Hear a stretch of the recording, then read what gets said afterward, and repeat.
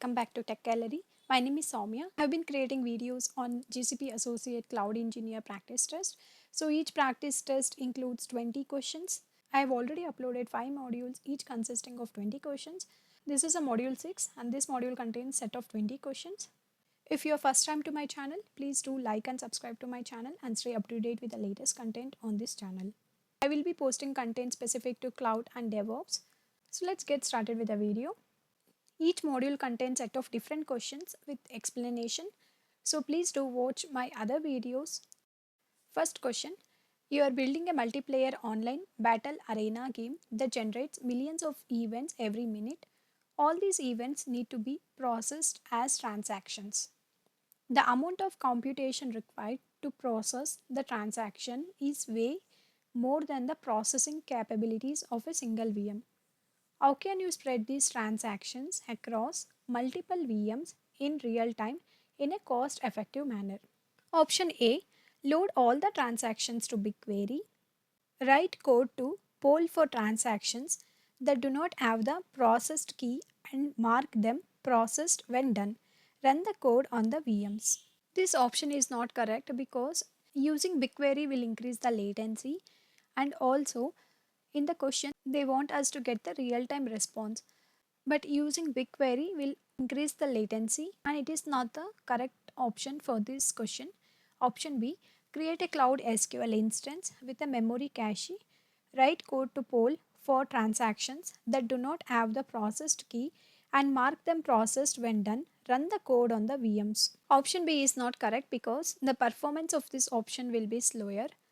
Option C. Send all the transactions to PubSub. Use a managed instance group to process them in VMs.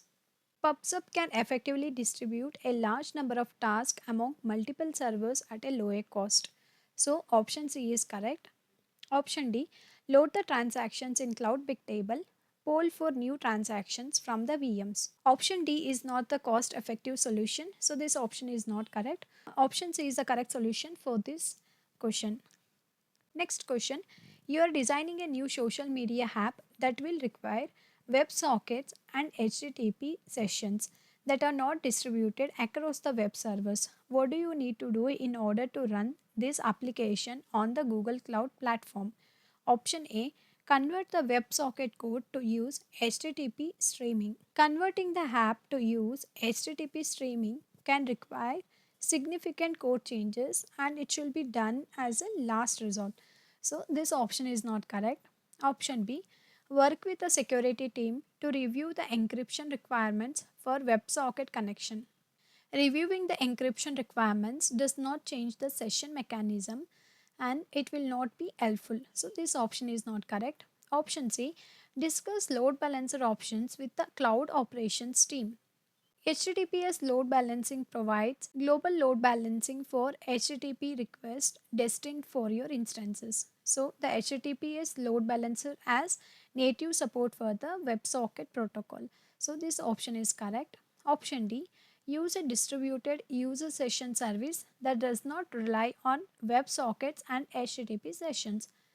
Even though maintaining a centralized session service is a good practice, it requires significant migration efforts and it should be done as a last resort. So this option is not correct. So option C is the correct one for this question. Next question. Multiple apps at your company use the same MySQL instance in different databases. Specific databases need to be backed up regularly. Since the applications are serving production traffic, the backup activity cannot affect disk performance and it needs to be completed as quickly as possible. How can you achieve this? Option A. Use the gcloud tool to take backups using persistent disk snapshots and use cron to schedule it. This option is not correct because here multiple databases are running on the same instance and all these databases must have a separate backup so that only required database can be restored in case if it is needed. So this option is not correct. Option B. Mount a local SSD volume and use it as the backup location. Use gsutil to move the backup to Google Cloud Storage on backup completion. This option is correct. When you use a tool like GCS Fuse, it will write immediately to Google Cloud Storage, which is a cost benefit solution.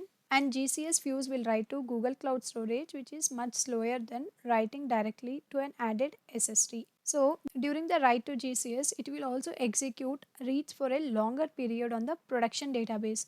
Therefore, writing to the extra SSD will be the best solution. And offloading from the SSD to Google Cloud Storage will not impact the running database because the data is already separated. So this option is correct. Option C, mount a Google Cloud Storage bucket as a volume on the instance using GCS views.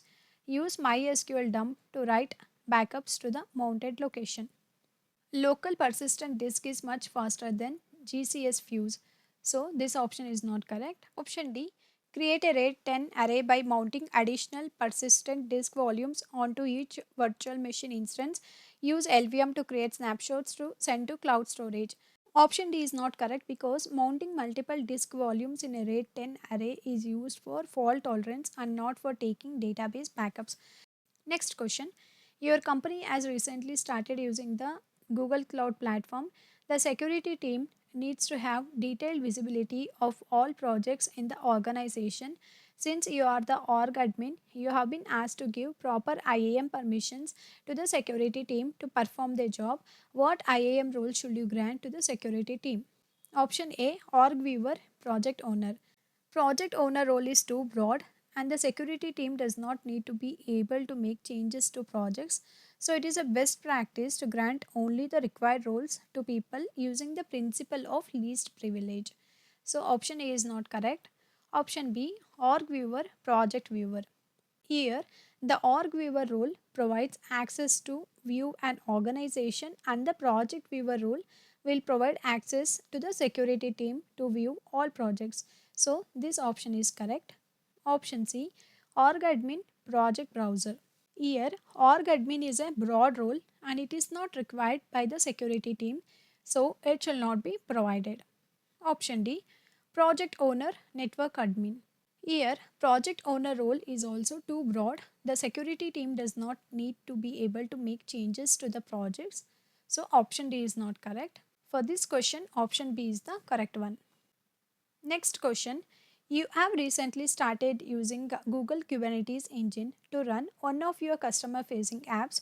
You want to make sure the cluster can scale as demand for your app increases. What should you do? Option A, run the following command: gcloud container clusters resize cluster name -size 10 to add additional nodes to your Kubernetes engine cluster. Here we are manually adding and removing the nodes to a cluster which is not considered as auto scaling. So this option is not correct. Option B, run the following command: gcloud compute instances add tags instance -tags enable auto scaling max nodes 10 to add a tag to the instances in the cluster.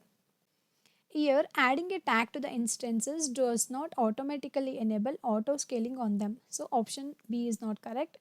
Option C, run the following command: gcloud alpha container clusters update my cluster enable auto scaling min nodes is equal to 1 max nodes is equal to 10.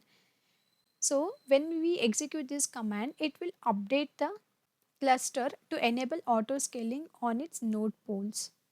So this option is correct. Option D, run the following command: gcloud alpha container clusters create my cluster enable auto scaling followed by min nodes is equal to 1, max nodes is equal to 10 to create a new Kubernetes cluster and redeploy your application. Here, when we execute this command, it will create a new JKE cluster which is not required as we can auto scale the existing cluster. So this option is not correct. Option C is the correct solution for this question. Next question. You are migrating a legacy application from on-premises to GCP. Your team has realized that the current logging tool will not be of much use on GCP. You are tasked with identifying a better tool to capture errors and help analyze historical log data. What should you do? Option A, download and install the Google Stack Driver logging agent. Logging agent streams logs from your VM instances and from selected third-party software packages to Google Cloud Logging. So it's always a best practice to run the logging agent on all your VM instances. So option A is correct. Option B, find online resources about logging best practices. This option is not correct because we can make use of Stackdriver logging agent for logging into GCP. Option C, define the requirements and assess viable logging tools. This option is also not correct since we can make use of Stackdriver logging agent instead of defining the requirement and accessing any other logging tools. Option D, upgrade the current tool to take advantage of any new features. Since we already have a Stackdriver logging, we don't have to perform all of these other options and don't have to look for other logging agents as we can make use of Stackdriver. So option A is correct for this question. Next question, you are migrating a live e-commerce website from an on-premises to GCP. Live users use this website and you cannot afford more downtime than necessary. Also, there are strict security team requirements for storing passwords. What is a suitable authentication strategy for this use case? Option A, replicate passwords into Google using G Suite Password Sync. Here, G Suite Password Sync tool works with only Active Directory. And in the question, they have not mentioned whether the organization uses Active Directory or not. So, this option is not correct. Option B, federate authentication via SAML 2.0 to the existing identity provider. Option B is correct because federating the authentication to the existing identity provider will make sure that the users don't need to use separate passwords for the G Suite accounts, in turn increasing the security. So option B is correct. Option C, use the Google Cloud Directory Sync tool to provision users in Google.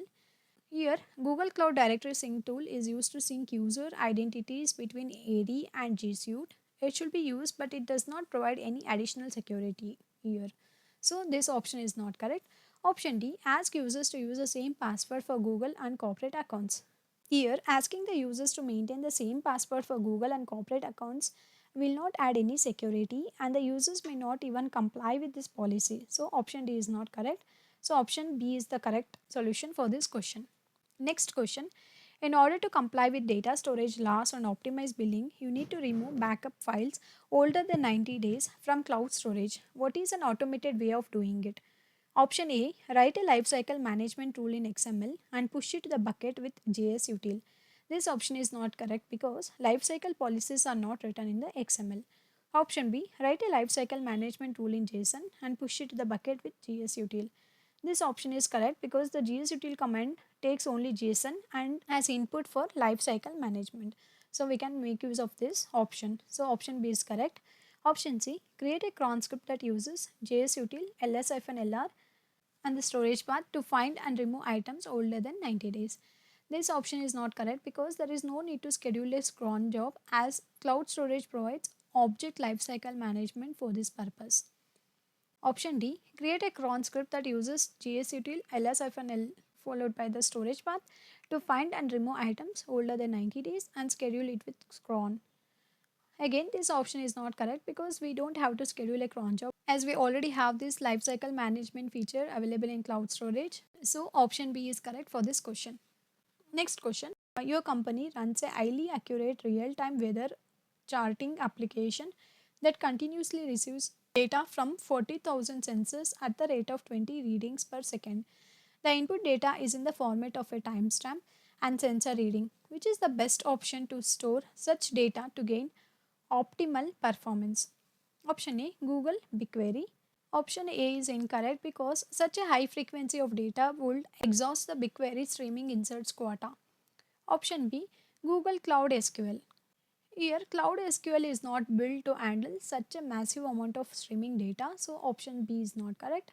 Option C, Google Cloud Bigtable. Google Cloud Bigtable is a scalable, fully managed, no SQL, white column database that is suitable for both real-time access and analytics workload. So option C is correct. Option D, Google Cloud Storage.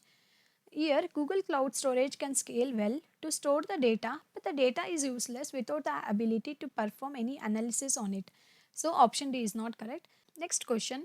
You have developed a microservices based marketing analytics platform. You have noted that a small number of API requests to the application takes a very long time. Each request to the API can traverse multiple services and you want to know which service takes the longest time. What should you do? Option A, field requests faster by setting timeouts in your application. Option A is not correct because the question is about measuring the latency between services and adding timeouts will cause the application to perform unexpectedly. Option B, send custom metrics for each of your requests to stack driver monitoring. Since your latency is a standard metric, there is no need to send custom metrics for measuring it. Option C, use track driver monitoring to look for insights that show when your API latencies are high. This option is not correct because monitoring can trigger alerts when the latency is high, but it does not provide insights into the internal latency between services and how to debug them. Option D, configure your application with stack driver trace and break down the request latencies at each microservice. Option D is correct because CloudTrace is a distributed tracing system for Google Cloud that collects latency data from applications and displays it in near real time in the Google Cloud Console. So option D is correct for this question. Data protection laws in your country require you to retain metrics from all your applications for 5 years. What should you do? Option A, for each project, grant a security team access to the logs. This option is not correct because logs are not stored in stack driver for 5 years. Option B, export metrics to BigQuery by configuring stack driver monitoring for all projects. Here, the log needs to be stored only for archival purpose, so storing them in BigQuery can be a bit more expensive. So this option is not correct. Option C, configure stack driver monitoring for all projects with the default retention policy. Since the default retention policy deletes the logs after 30 days, this option is not correct. Option D, export metrics to Google Cloud Storage by configuring stack driver monitoring for all projects. For archival purposes, customers should always use cloud storage. BigQuery is a data warehouse and it could eventually import data from cloud storage if it is necessary. So option D is correct solution for this question. Next question. Your e-commerce website is made up of 30 microservices. Each microservice has its own dedicated database backend. How should you store the credentials securely? Option A, store the credentials in the source code. This option is not correct because storing credentials in source code is discoverable. Since it's stored in a plain text, anyone who has access to the source code can view it. So this is not the secure option. Also, whenever these credentials are rotated, the code needs to be updated and deployed. So this option is not the correct one. Option B, store the credentials in an environment variable. Again, storing the credential in environment variable in the plain text format is not secured way. Option C, store the credentials in a secret management system. This option is correct because key management system generate, use, rotate, encrypt and destroy the keys and manage permissions to use those keys. So sensitive credentials like database passwords should always be handled with care. Here, the secret manager stores API keys, passwords, certificates and any other sensitive data. This provides convenience and also it improves the security. So secret management is the secured way to store the credentials. Option D, store the credentials in a config file that has restricted access through ACLs. Instead of managing access to the config file and updating manually as keys are rotated, it will be better to leverage a key management system. And also when this config file is used, there is an increased risk if the config file contains the credentials in the plain text format. So anyone who is having access to this config file can read the password if it's available in a plain text format. So this option is not correct. So option C is the correct solution for this question. Next question. You're running a gaming app in your own data center. You plan to migrate the app to cloud in the future. You want to evaluate the logging and analytics capabilities of GCP by loading 200 TB of log data. You will also like to use this data as a long-term disaster recovery backup. Which two options should you take? Option A, import logs into Google BigQuery. Here, the BigQuery is the data analytics tool in GCP. Using BigQuery, you can analyze log data and store it as a long-term backup. So this option is correct. Option B, import logs into Google Cloud SQL. Here, Cloud SQL is not horizontally scalable and it cannot handle such a large amount of data. Option C, import logs into Google Stackdriver. Here, Stackdriver can retain the logs for 30 days only. So this option is not correct. Option D, insert logs into Google Cloud Bigtable.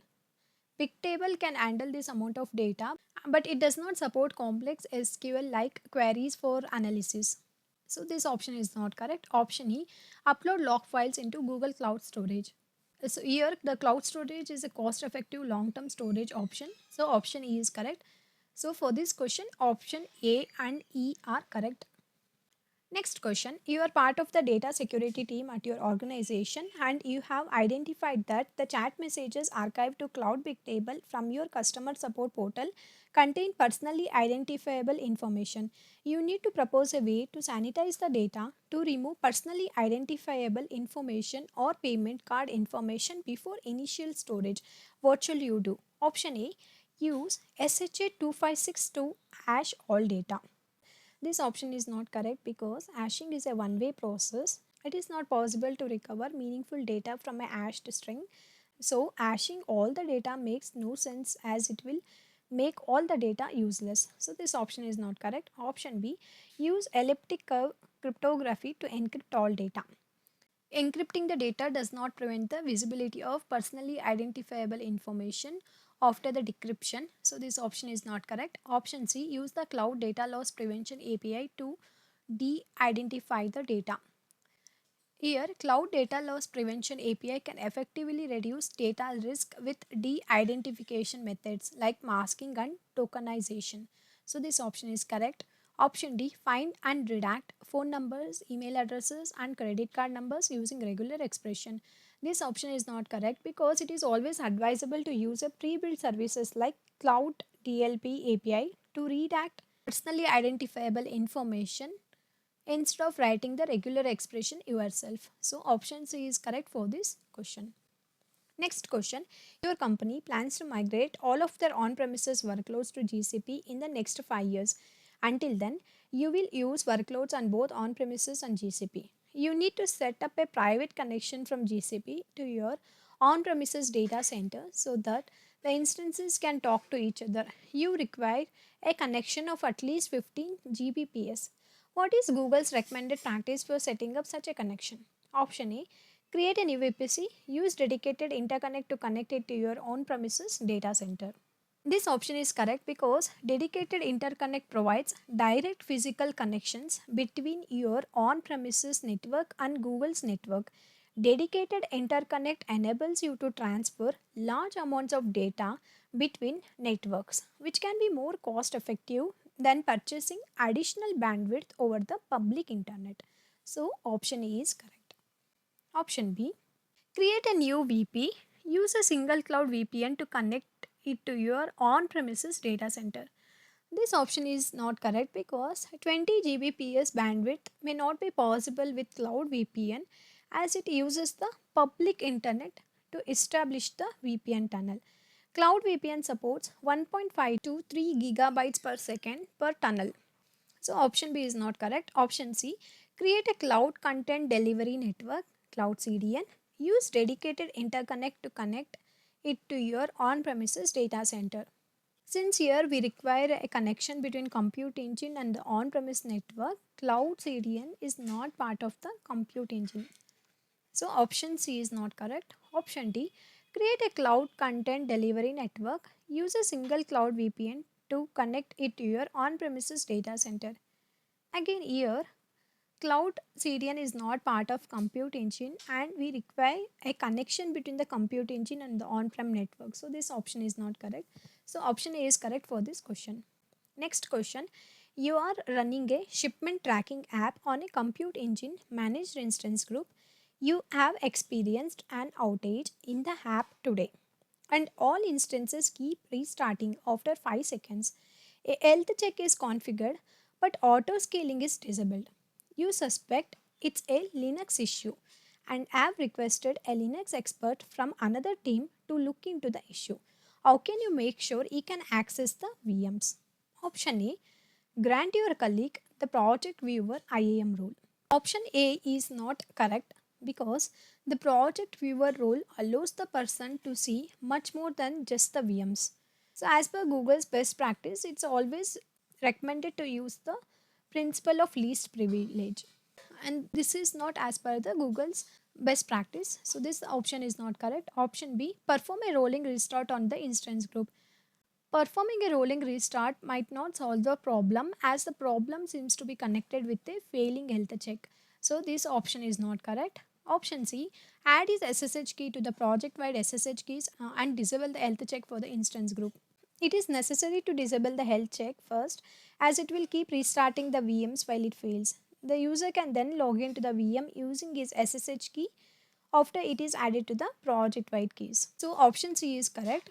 Option D, add his SSH key to the project wide SSH keys and disable auto scaling for the instance group. Here in the question, auto scaling is already disabled, so this option is not correct. So option C is correct for this question. Next question, your company provides an image recognition API that is being used by many customers. Your team has recently created major changes in the API to enhance the customer experience. You need to keep the old version of the API running and deployable as your existing customers are using it, but you want to provide the new version of the API to new customers and testers. How can you serve both versions of the API using the same SSL and DNS configuration?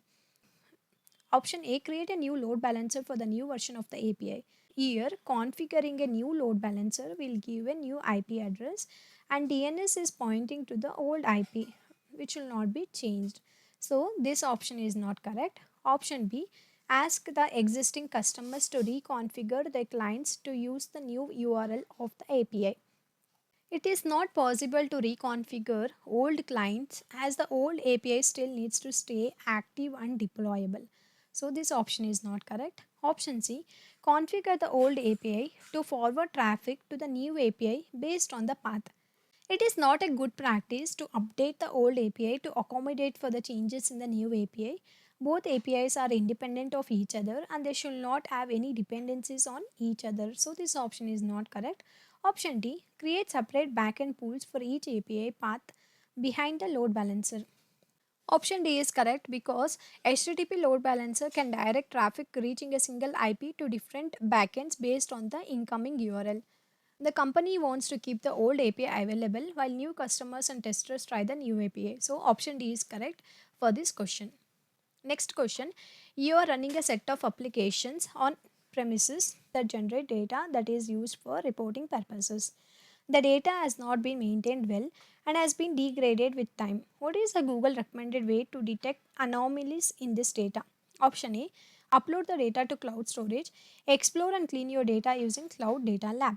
Option E is incorrect because Data Lab does not provide anomaly detection out of the box and it is used more for data science scenarios like interactive data analysis and building ML models. Option B, upload the data to cloud storage, explore and clean your data using Cloud Data Prep.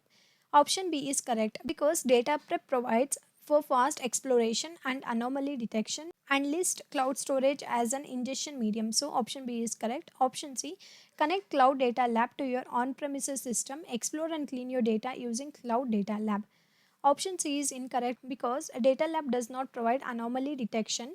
It is used more for data science scenarios like interactive data analysis and building ML models. Option D, connect cloud data prep to your on-prem systems, explore and clean your data using cloud data prep. Option D is incorrect because data prep cannot connect to SaaS or on-prem services. So option B is correct for this question. Next question, you are running an internal technical notices and announcements tool on App Engine. After a recent update, the app is giving errors due to missing cloud data store indexes. You have created a YAML file with the required indexes. How to deploy these new indexes to cloud data store? Option A, run gcloud data store create indexes command and point it to your configuration file. This option is correct because to upload your index configuration to data store, you have to run the following command from the directory where your index.yaml is located. So option A is correct. Option B, upload the configuration file to App Engine's default cloud storage bucket. App Engine will automatically detect the new indexes. Option B is incorrect because App Engine cannot detect the indexes that are directly uploaded to its cloud storage bucket. Option C. Go to Data Store Admin in the GCP console and delete the current indexes and upload the new configuration file. Option C is incorrect because the GCP console does not provide the functionality to upload a new configuration file. Option D. Send the index configuration file to your application by creating an HTTP request to the built-in Python module. Option D is incorrect because indexes are uploaded using the gcloud command line tool and not through the deployed Python application. So option A is correct for this question. Next question, you are moving a large data set to Google Cloud. The size of the data is about 85 TB. You want to upload it to cloud storage. What is the recommended way of doing it?